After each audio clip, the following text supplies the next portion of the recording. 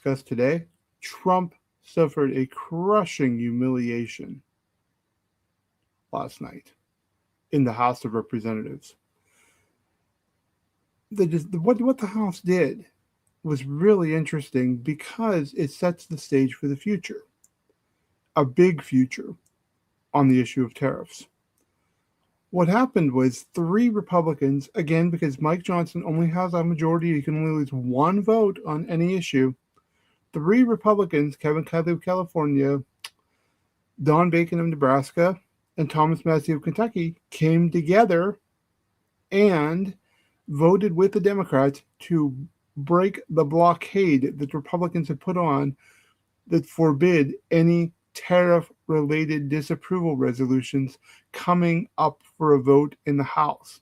Yes, that's right. The House is so totalitarian under Mike Johnson that criticizing Trump or resolutions criticizing Trump are forbidden unless they are approved of by the Speaker. And since the Speaker would never approve of anything or bring it to the floor, nothing like that ever happens.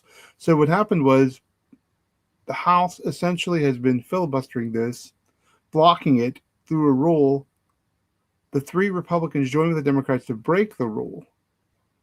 And now the floodgates are open. Anybody can come in and see what they want to see, vote what they want to vote, bring up resolutions on a privileged basis as far as opposing Trump's tariffs. Now, Democrats aren't expected to go crazy with this.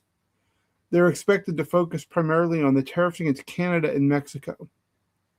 And what everyone is missing here is that, yeah, this is a humiliation for Trump, but more importantly, this sets a lot of precedent in the future because with the Supreme Court potentially still weighing whether Trump's tariffs are legal or not, we're here talking about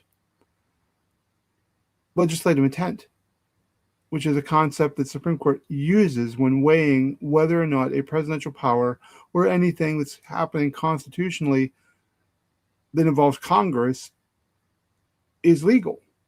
So the court is supposed to look at the intent of Congress when they write or pass legislation for what the three branches of government, in this case, the two branches of government, legislative and executive, are supposed to be doing.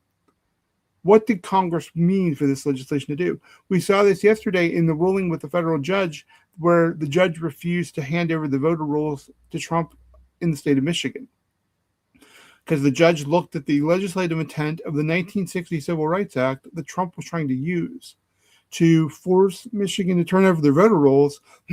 And the court found that the 1960 Voter Act was not intended to force states to turn over all documentation and voter rolls documents. So legislative intent matters. So when as early as today, when House Democrats force a vote, excuse me, on the Canadian tariffs, the tariffs against Canada by Trump, that is going to weigh into whether or not the court rules Trump's tariffs are constitutional or not. Now, it's widely expected this court, even this court, is going to find that Trump has exceeded his power. Trump doesn't have the constitutional power to do this. So that is why this is so important. Excuse me. That is why this vote last night broke the gates open, because now Congress can actually express how they feel about tariffs, who they think should have the tariff power, and why Trump should not have the authority to do what he's doing. It matters. It matters a lot. So, in the big picture, people are like, well, they're going to vote for these tariff resolutions. And even if they get through Congress, Trump will just veto them. But this isn't so much about the legislation.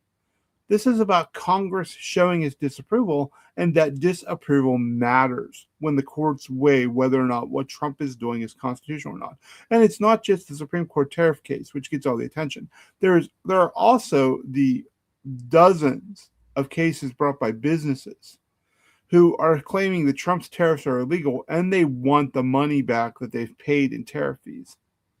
Now, what's interesting is if those businesses would get the money back, would they give the money to the consumers who had to pay these duties through higher prices? What would they do? My guess is they're corporations, they'll pocket the cash. But the whole point, there's a bunch of court cases here that when the House votes, like I said, as soon as today, to disapprove, to reject Trump's Canadian tariffs, it's not just a sign that he's losing control of the Republican Party or the Republican Party is breaking from him or that he's a lame duck. I mean, all those things are true. It's also a really big sign that these tariffs aren't legal. Congress knows it. The American people know it. Businesses know it. And by the way, businesses are collecting the tariffs, just to clarify. The American people are paying them. I mean, these tariffs aren't being paid by foreign countries or anyone else. So that's the situation. That's where we are at the moment. This was it's just an embarrassment. It's just an embarrassment it's an embarrassment for Mike Johnson that he could not keep the House together.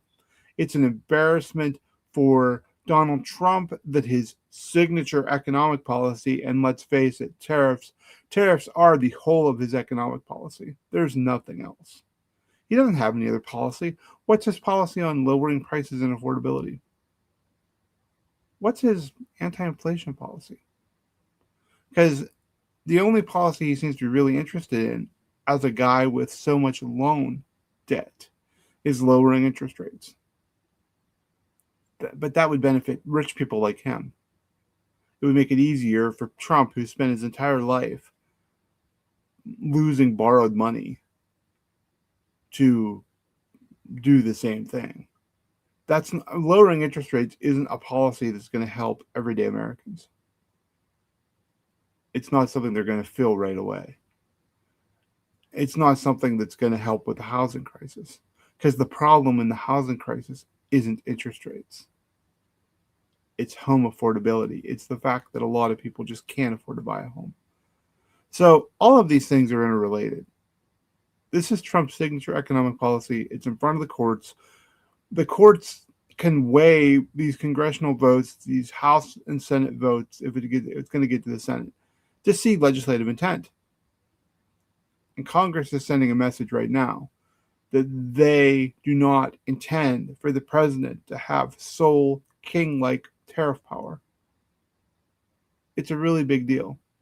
And since cable news is obsessed with talking about Savannah Guthrie's mom instead of talking about this, it's flying under the radar. I'm Jason Eastley. I write for Politicus USA. I write for The Daily with Sarah Jones.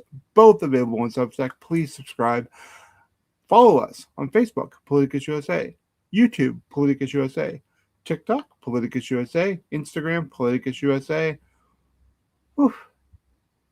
And X, Politicus USA. Until next time, stay strong and stay together.